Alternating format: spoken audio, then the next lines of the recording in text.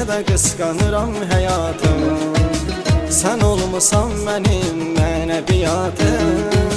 Ömrümə xoş gəldin sevdiyim insan, səninlə xoş keçirər dəqiqə saatım. Sən mənim ant yerim, güvən yerimsən, bunu bil ki vuran ürəyim sən hər şeyimsən. Allah'tan tək səni istədim əzizim, Tanrıdan mənə verilənən böyük hədiyəmsən. Mənə sevməyi öyrədən, mənimlə bu yolu gedən, güvəndiyi bir adam o sənsən. Sənsən üzümü güldürənim, həm sevincim kədərim, ömrümə bəzək verən o sənsən. Mənə sevməyi öyrədən, mənimlə bu yolu gedən, güvəndiyi bir adam o sənsən.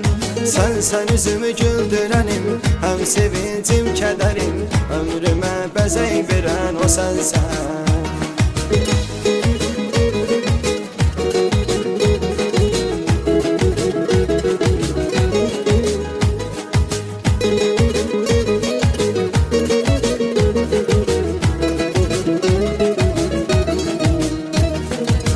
Mənim istəyim budur sənlə bir olan, bu sevgini sonsuza dək başa vuran.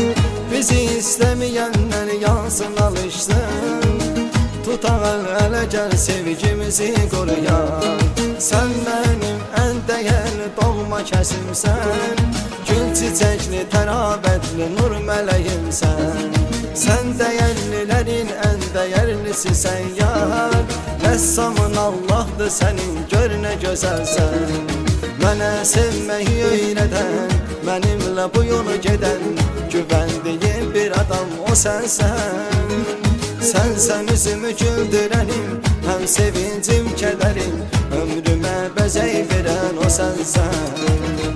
Mənə sevməyi öyrədən, mənimlə bu yolu gedən, güvəndiyi bir adam o sənsən.